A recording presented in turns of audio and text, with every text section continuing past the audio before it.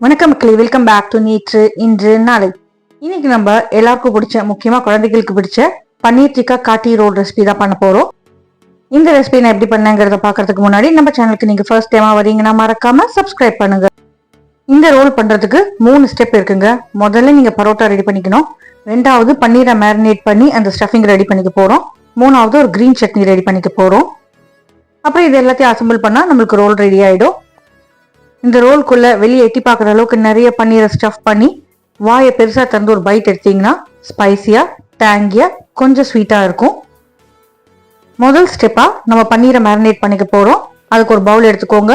பவுல்ல கொஞ்சமா நம்ம கடுகெண்ணெய் சேர்த்துக்கலாம். அதாவது 1-2 டேபிள் ஸ்பூன் சேர்த்துக்கோங்க. எண்ணெய் பார்த்தீங்கன்னா பவுலோட பேஸை ஃபுல்லா கவர் பண்ணணும். கடுகெண்ணெய் யூஸ் பண்ணீங்கன்னா உங்களுக்கு ஃபிளேவர் நல்லா இருக்கும். இப்போ இந்த எண்ணெய் மேல ஒரு 1.5 டீஸ்பூன் அளவுக்கு காஷ்மீரி சிவப்பு மிளகாய் பொடி சேர்த்துக்கலாம். எண்ணெயில் காஷ்மீரி சிவப்பு மிளகாய் பொடி சேர்க்கும் போது மிளகாய் பொடியிலேருந்து நம்மளுக்கு நல்ல கலர் வெளியே வரும். அந்த பிரைட்டான ஆரஞ்சு கலரை ரிலீஸ் பண்றதுக்கு தான் நம்ம எண்ணெயில சேர்த்து நல்லா மிக்ஸ் பண்ணிக்கிறோம். இப்போ இதுல மசாலா பொருட்கள்லாம் சேர்த்துக்கலாம். 1 டீஸ்பூன் கரம் மசாலா, 1/4 டீஸ்பூன் அளவு கருப்பு உப்பு, 1 டேபிள் ஸ்பூன் இஞ்சி பூண்டு விழுது, அதுக்கப்புறமா ஒரு 1/4 டீஸ்பூனுக்கு பாதி அளவுக்கு மஞ்சப்பொடி, பாதி மூடி எலுமிச்சை பழத்தை புழிஞ்சு விட்டுருங்க. மேரினேஷன் எப்பவுமே பன்னீருக்குள்ள நல்லா இறங்குறதுக்கு அசிடிக் மீடியம்லாம் சேர்க்கணும். அதனால தான் எலுமிச்சை பழம், தயிர்லாம் சேர்க்கிறோம். ஒரு 3 டேபிள் ஸ்பூன் தயிர் சேர்த்துக்கலாம். தயிர் சேர்க்கும் போது நம்ம மசாலா நல்லா பரவி வரும். கொஞ்சமா நம்ம ரெகுலர் வெள்ளை உப்பு சேர்த்துக்கோங்க. உங்களுக்கு எவ்வளவு தேவையோ அதுக்கேற்ற மாதிரி நீங்க உப்பு சேர்த்துக்கலாம். இது எல்லாத்தையும் நல்லா விஸ்க் பண்ணி விட்டுருங்க. எந்த கட்டி உருண்டைகள் இருக்கக்கூடாது. நல்லா பீட் பண்ணதான் உங்களுக்கு தயிர் நல்லா கிரீமியா ஆகும். மேரினேஷன் நம்மளோட பன்னீர்ல நல்லா ஒட்டுறதுக்காக பைண்டிங்காக 1 டீஸ்பூன் கடலை மாவு சேர்த்துக்கிறேன். கடலை மாவு லிக்விட்ல படும்போது உருண்டை சேர்ந்துக்கும். அதனால கடலை மாவு சேர்த்ததுக்கு அப்புறம் உடனே விஸ்க் பண்ணி விட்டுருங்க. நல்லா மிக்ஸ் பண்ணி கிரீமியா ஆனதுக்கு அப்புறமா ஒரு 300 கிராம் பன்னீரை குட்டி குட்டி கியூப்ஸா கட் பண்ணி வச்சிருக்கேன். அந்த பன்னீர் எல்லாத்தையுமே நம்ம இந்த மேரினேஷன் ரெடி பண்ணி வச்சிருக்கோம் இல்லையா, அதுல சேர்த்துட்டு ஜென்டலா மிக்ஸ் பண்ணி விட்டுக்கலாம். உங்களுக்கு டிக்கா எந்த சைஸுக்கு வேணுமோ அந்த சைஸுக்கு நீங்க பன்னீர் கட் பண்ணிக்கலாம். நான் இன்னைக்கு கொஞ்சம் சின்ன கியூப்ஸாவே கட் பண்ணி வச்சிருக்கேன். ஏன்னா ஸ்டஃபிங்ல வச்சு நம்மளுக்கு கடிக்கிறதுக்கு ஈஸியா இருக்கும். மிக்ஸ் பண்ணும்போது ரொம்ப ப்ரெஷர் கொடுக்காதீங்க, பன்னீர் உடஞ்சு போயிடும். நல்லா எல்லா பக்கமும் மசாலா படுற அளவுக்கு கலந்து விட்டுருங்க.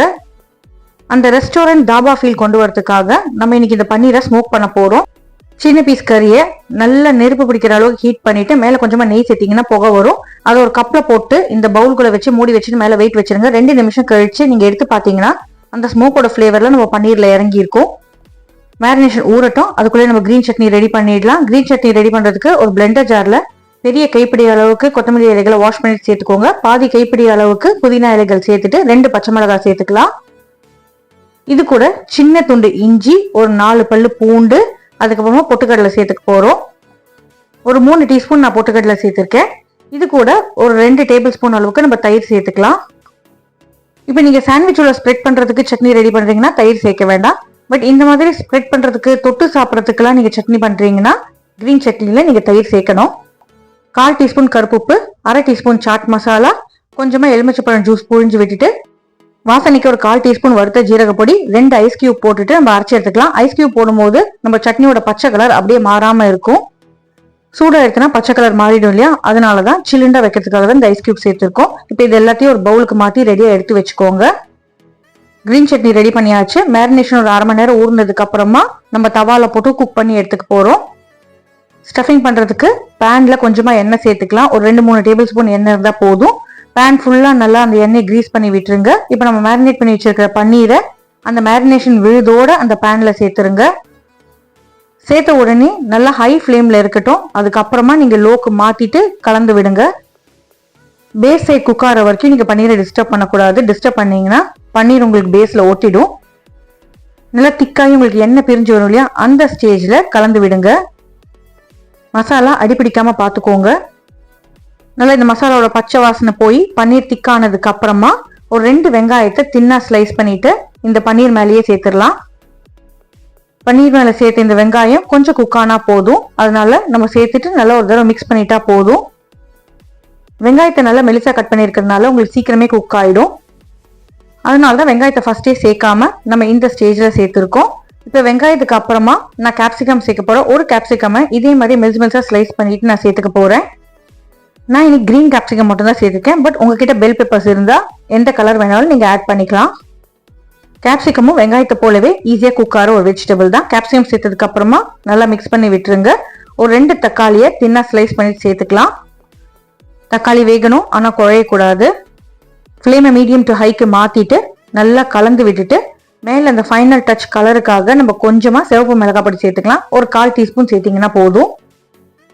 அவ்வளோதாங்க, நம்மளோட ஸ்டஃபிங் ஆல்மோஸ்ட் ரெடி. கடைசியாக அந்த ஃப்ளேவர் பிளாஸ்டுக்காக ஒரு 1/4 டீஸ்பூன் கரம் மசாலா மேலே தூவி விட்டு மிக்ஸ் பண்ணிவிட்டு அப்படியே ஓரமாக வச்சுருங்க. கொஞ்சம் ஆறுனதுக்கு அப்புறமா நம்ம ஸ்டஃப் பண்ணிக்கலாம். ஃபைனல் பஞ்சுக்காக தேவைப்பட்டால் நீங்கள் கொஞ்சம் ஃப்ரெஷ்லி கிரவுண்ட் பெப்பர் பவுடர் சேர்த்துக்கலாம். இந்த பன்னீர் டிக்காவை நீங்கள் பெரிய பெரிய கியூப்ஸாக பண்ணிங்கன்னா அப்படியே ஸ்டார்டராக கூட சாப்பிடலாம். சூப்பராக இருக்கும். சட்னி தொட்டு சாப்பிடும்போது ரொம்பவே நல்லாயிருக்கும்.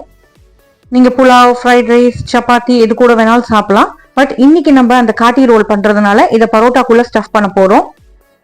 நான் ரெடிமேட் பரோட்டா தான் யூஸ் பண்ணுறேன். பட் வீட்டில் நீங்கள் பரோட்டா பண்ணோன்னா அந்த பரோட்டாவோட லிங்க்குமே நான் டிஸ்கிரிப்ஷனில் கொடுக்குறேன். டைம் இருந்தால் அதையுமே செக் பண்ணி பாருங்கள். பரோட்டாவை பொறுத்த வரைக்கும் நீங்கள் வீட்லேயும் பண்ணலாம், இல்லை மைதாலையும் பண்ணலாம். ஸ்டோர் பாட் பரோட்டானா நல்லா 2 பக்கமும் கோல்டனாக கிறிஸ்பியாக வர வரைக்கும் கொஞ்சமாக எண்ணெய் சேர்த்து குக் பண்ணி எடுத்து வச்சுக்கோங்க. குக் பண்ண பரோட்டாவை ஒரு பிளேட்டுக்கு மாற்றிக்கலாம். பரோட்டாவில் பண்ணுறதான ஹெல்த்தி நினச்சிங்கன்னா நீங்கள் கோதுமையில் பண்ண சப்பாத்தியில் கூட கொஞ்சம் திக்காக சப்பாத்தி பண்ணிவிட்டு அதுக்குள்ளே ஸ்டஃப் பண்ணிக்கலாம். இப்போ இந்த பரோட்டா மேலே நீங்கள் க்ரீன் சட்னியை ஸ்ப்ரெட் பண்ணிவிடுங்க. ஒரு எண்டுக்கு பக்கத்தில் நம்ம ரெடி பண்ணி வச்ச அந்த பன்னீர் டிக்காவை ஃபுல்லாக அப்படியே லைனாக அடுக்கிடலாம். உங்களுக்கு எவ்வளோ டிக்கா வைக்கணுமோ அவ்வளோ டிக்கா நீங்கள் வச்சுக்கலாம். ரெஸ்ட்ரிக்ஷன் கிடையாது. பரோட்டா மேலே ஸ்டஃபிங்கை வச்சுட்டு அதுக்கு மேலே தின்னா ஸ்லைஸ் பண்ண பச்சை வெங்காயத்தை மேலே தூவி விட்டுக்கலாம். வெங்காயத்துக்கு மேலே கொஞ்சமாக லெமன் ஜூஸ், அதுக்கப்புறமா டொமேட்டோ சாஸ், கொஞ்சம் சாட் மசாலா சேர்த்துட்டு நீங்கள் டைட்டாக ரேப் பண்ணிவிட்டு அப்படியே சர்வ் பண்ணலாம். நீங்கள் உடனே சர்வ் பண்ணுறீங்கன்னா இந்த மெத்தட் ஃபாலோ பண்ணுங்கள். பட் பேக் பண்ணி எடுத்துகிட்டு போகிறீங்க, உங்களுக்கு சாகி ஆகக்கூடாது, ட்ரையாக இருக்கணும்னா நீங்கள் இந்த மாதிரி பரோட்டா மேலே டைரெக்டாகவே ஸ்டஃபிங் வச்சுட்டு கிரீன் சட்னியை ஸ்டஃபிங் மேலே சேருங்க. அதுக்கு மேலே நம்மளோட tomato sauce, chaat masala, onions எல்லாம் வச்சுக்கலாம். அதாவது பரோட்டா மேலே கிரீன் சட்னி தடவாமல் ஸ்டஃபிங் மேலே கிரீன் சட்னியை போட்டு விடுங்க. இந்த மாதிரி பண்ணும்போது உங்களுக்கு பரோட்டா சாகி ஆகாமல் ரொம்ப நேரம் ட்ரையாகவே இருக்கும். வச்சிருக்கிற ஸ்டஃபிங்குள்ளே ஒரு எண்டு அப்படியே டக்கின் பண்ணிவிட்டு அதுக்கப்புறம் ரோல் பண்ணிங்கன்னா உங்களுக்கு பிரியாமல் வரும். ரெடி பண்ணி வச்சுட்டு லீஷராக உட்காந்துட்டு வாயை பெருசாக திறந்துட்டு கடிச்சு சாப்பிட்டு என்ஜாய் பண்ணுங்கள். சாப்பிட்றதுக்கு சூப்பராக இருக்கும். யூஸ்வலாக கடைகளில் சாப்பிட்ற காட்டி ரோலை உங்கள் வீட்லேயே நீங்கள் செஞ்சு என்ஜாய் பண்ணலாம். இன்னும் வீட்லேயே ஃப்ரெஷ்ஷாக பரோட்டா பண்ணிங்கன்னா சூப்பராக இருக்கும். அப்படியே ஃபுல்லாக பிடிச்சி கடிச்சு சாப்பிட கஷ்டமாக இருந்ததுன்னா 2ஆக கட் பண்ணி கூட நீங்கள் சாப்பிடலாம். ஸ்டஃபிங் மேலே உங்களுக்கு டேங்கினஸ் பிடிக்குன்னா கொஞ்சமாக லெமன் கூட புழிஞ்சு விட்டுக்கோங்க. இந்த ரெசிபி உங்களுக்கு பிடிச்சிருக்கும்னு நினைக்கிறேன். உங்கள் வீட்டில் கண்டிப்பாக நீங்கள் ட்ரை பண்ணி பாருங்கள். ட்ரை பண்ணி பார்த்துட்டு உங்களுக்கு எப்படி வந்ததுங்கிறத எனக்கு கமெண்ட்ஸில் போடுங்க. இந்த வீடியோ உங்களுக்கு பிடிச்சிருந்தா நம்ம சேனலுக்கு நீங்கள் ஃபர்ஸ்ட் டைமாக வரீங்கன்னா லைக் பண்ணுங்கள், ஷேர் பண்ணுங்கள், மறக்காமல் சப்ஸ்கிரைப் பண்ணுங்கள். இன்னும் ஒரு நல்ல வீடியோவோட உங்களை நாளைக்கு சந்திக்கிறேன். Until then, take care. Bye-bye. Have a great day. Happy cooking and happy eating. Thanks for watching.